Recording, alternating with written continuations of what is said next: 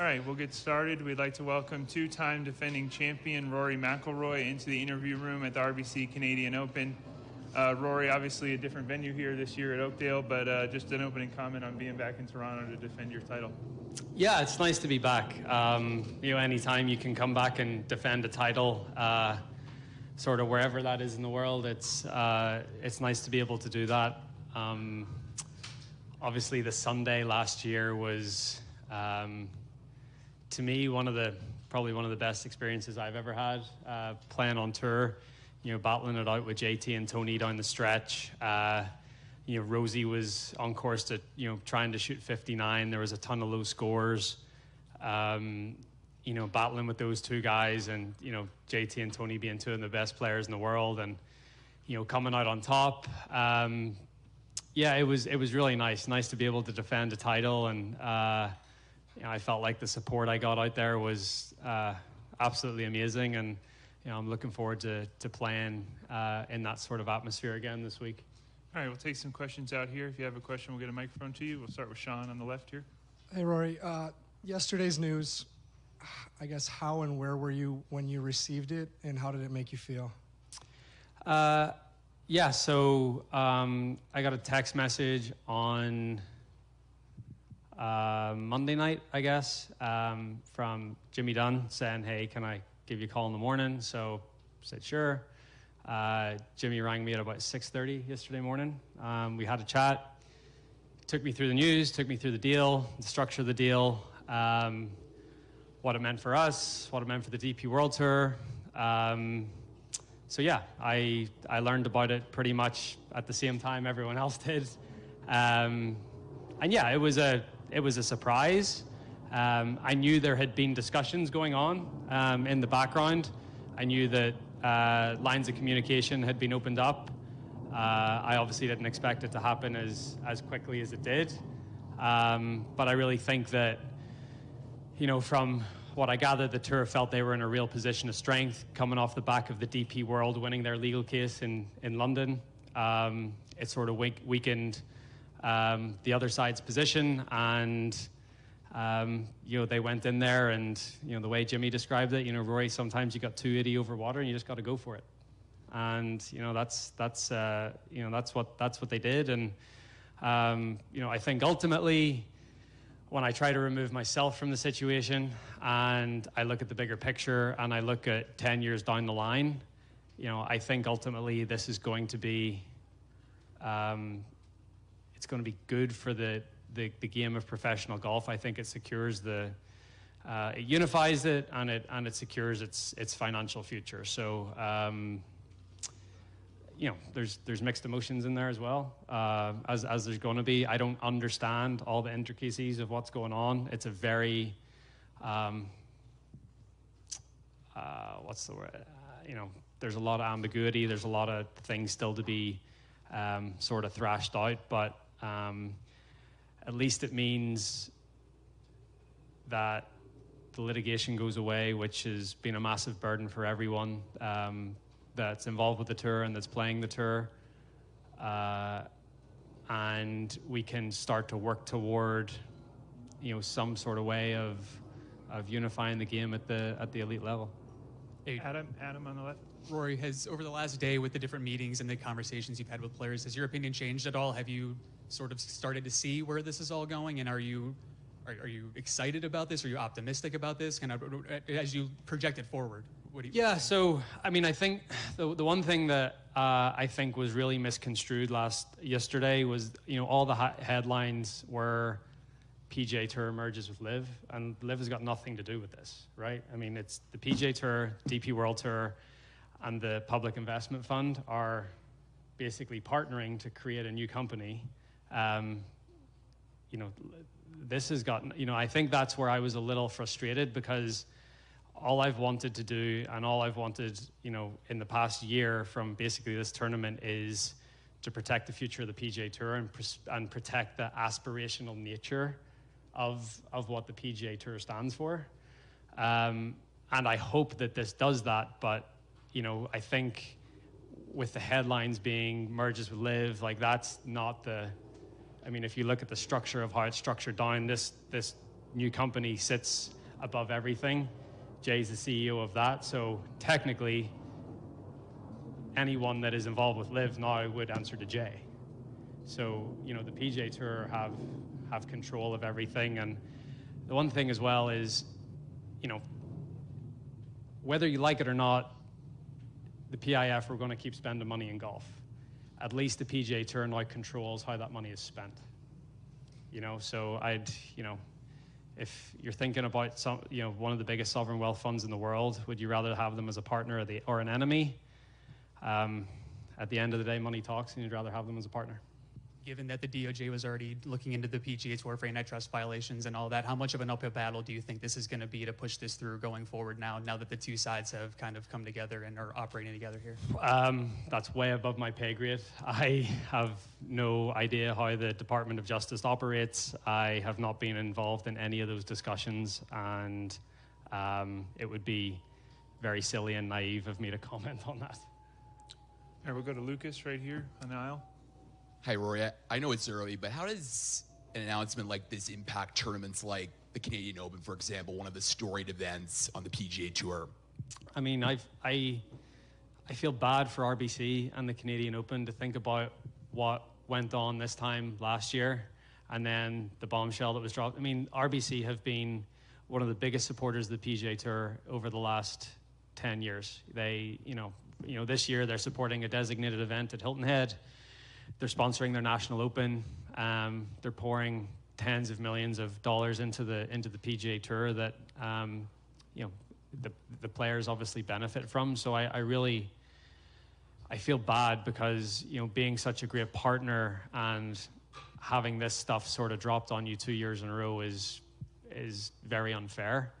As to what it looks like going forward, you know, I'd like to say that things don't change. I'd like to think that the Canadian Open keeps on thriving, and just like every other event on the PGA Tour. And you know, I think the PGA Tour are hopefully going to announce their 2024 schedule here in the next 2 or 3 weeks, and you know, I don't think that'll, you know, I don't expect that to change. Another one on the right here. Rory, Simon Dingley from CBC News. We heard there was a lot of anger in the clubhouse yesterday in the meeting with the commissioner.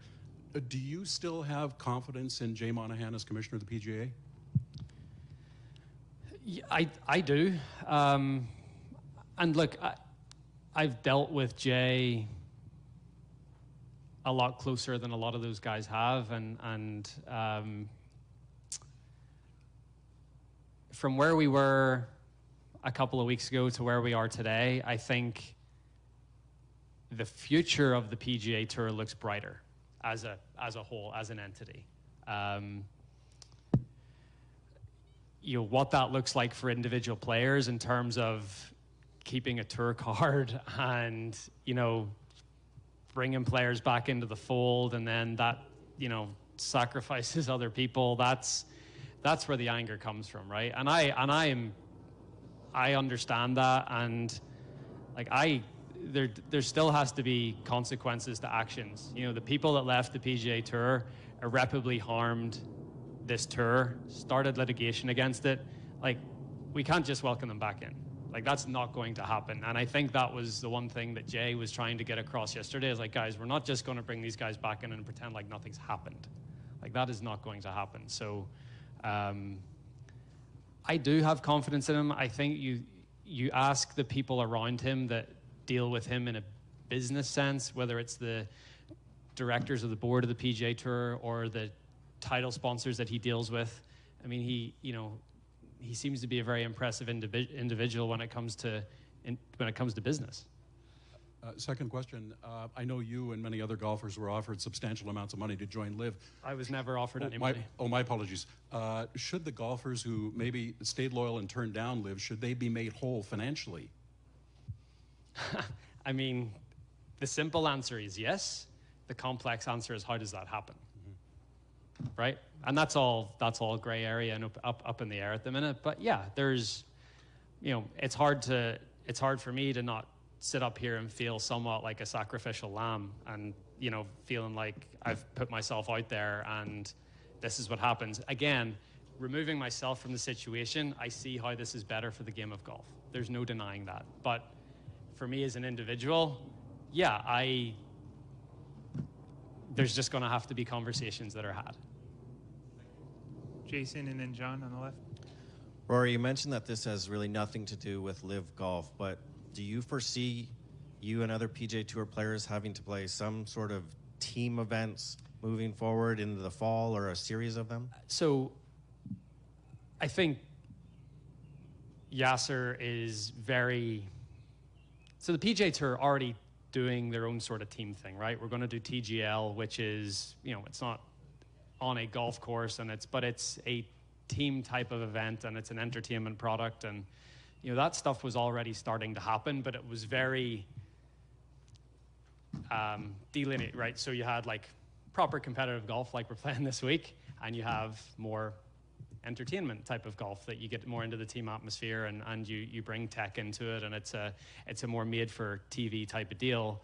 I would say an element of team golf might still stay. It certainly, in my opinion, and my hope is it won't be under the LIV umbrella. It's something that the PGA Tour will control, the PGA Tour will operate, and it will hopefully look very different to what LIV has been.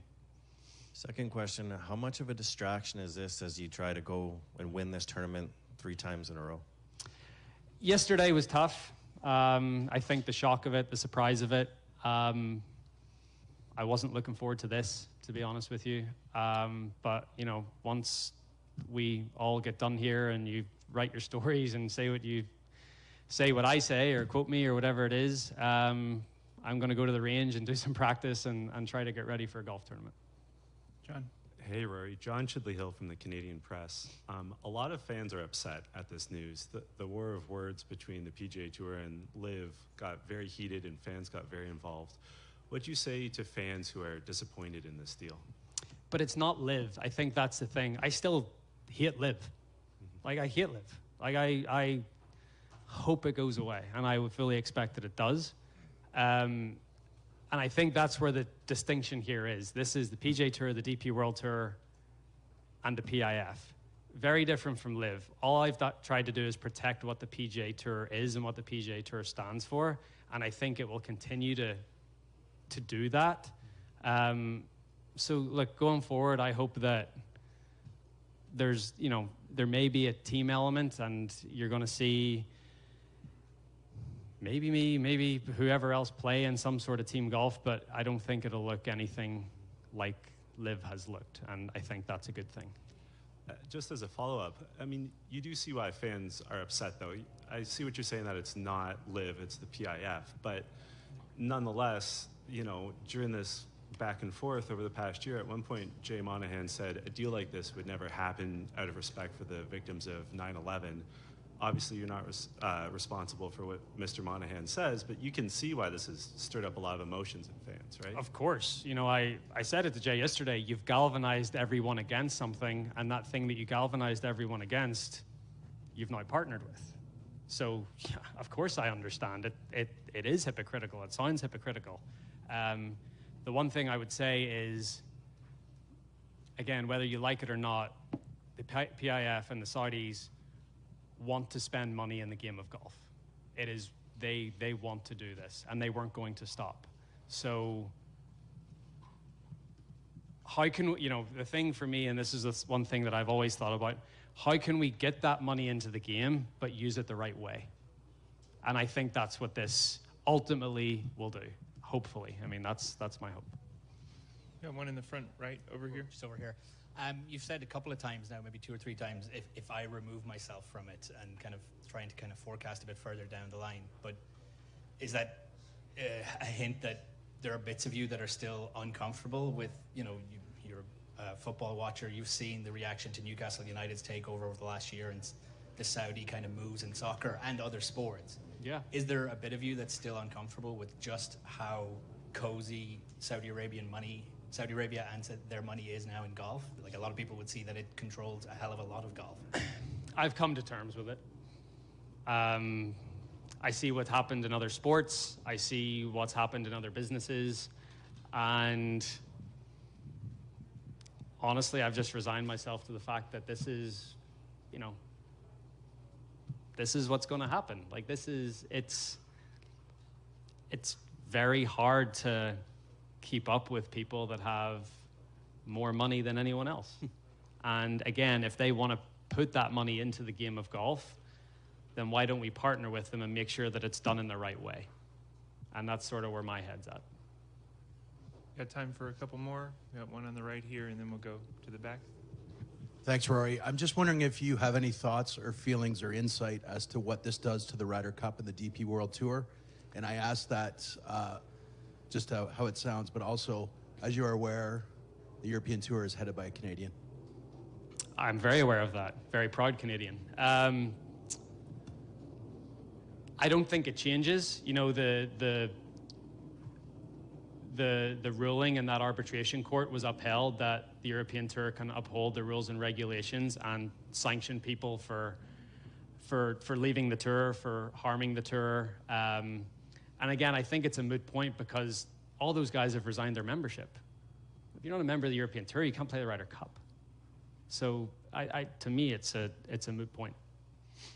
In the back. Good morning, Rory. Walter Rigobon, Zoomer Radio in Toronto. I'm going to give you a bit of a break from some of this conversation. We're at a very special place here, the Oakdale Golf and Country Club. It's special in a lot of ways. Special for me. I caddied here when I was a kid. You've now played 9 holes at Oakdale. And tell me your first impressions of the course and how you're going to play 18 differently the next time. I played it okay today. I made a birdie. I mean, the only way I'd want to play it differently is make an eagle. There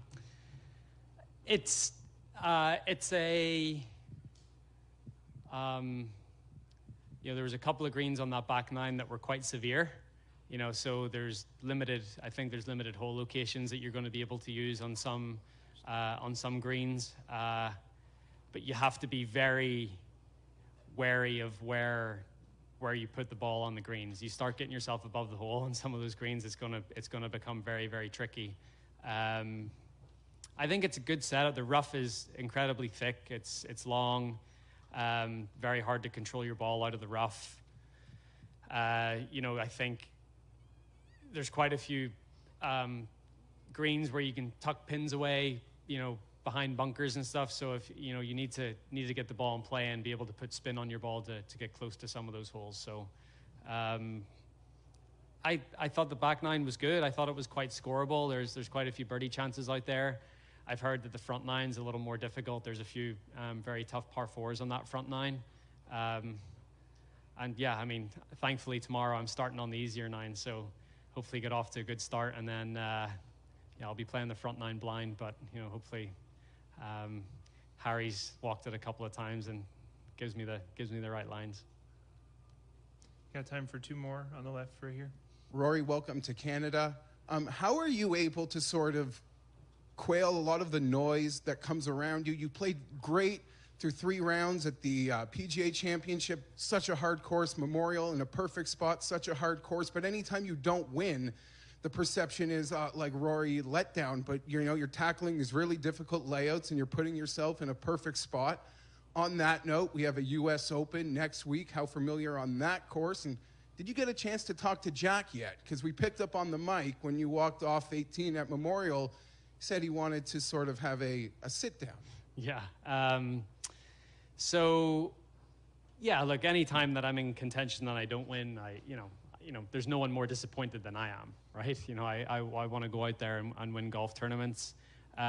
Sunday at Memorial was really tough. It was the conditions got very, very tricky. The greens got incredibly firm. The later off in the day that you teed off, I felt the more at a disadvantage you were. I think about, I held a putt on Saturday night on the 18th green to get into the final group.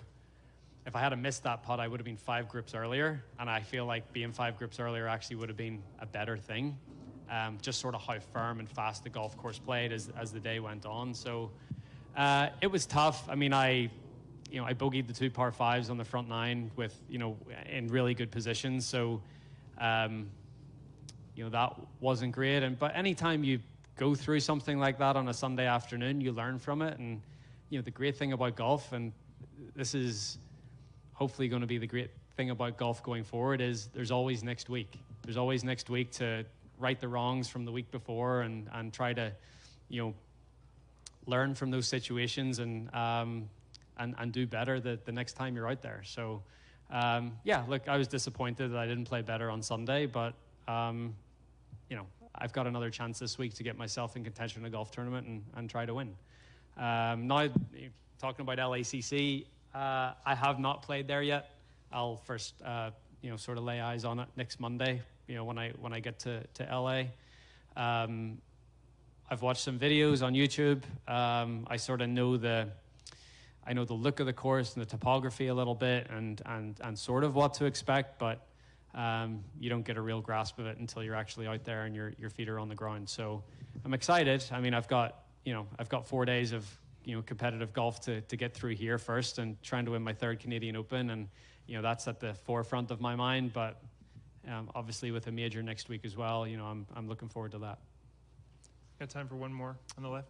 Just to go back to one more about yesterday, the players meeting, I think a lot of the reports sort of described some frustrations and just your sense of what was said and sort of the mood of that meeting in any sort of, way that it stood out to you. And yeah, look, it was heated. It was, people were surprised. People felt like they were in the dark about all this.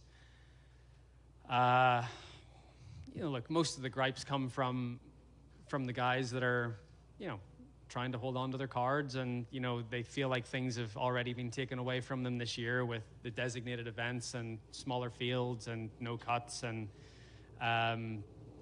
weighted FedEx Cup points for the larger events with the stronger field. So they were already feeling somewhat vulnerable, and then whenever this news is brought about, there's only gonna be one reaction to that, and I understand that. And honestly, it's hard for me to relate to those guys because I've never been in that position. I try to empathize with it, but it's hard for me to relate to them fully. But I certainly empathize with their point of view. All right, Rory, thank you very much for your time and best of luck this week. Thank you.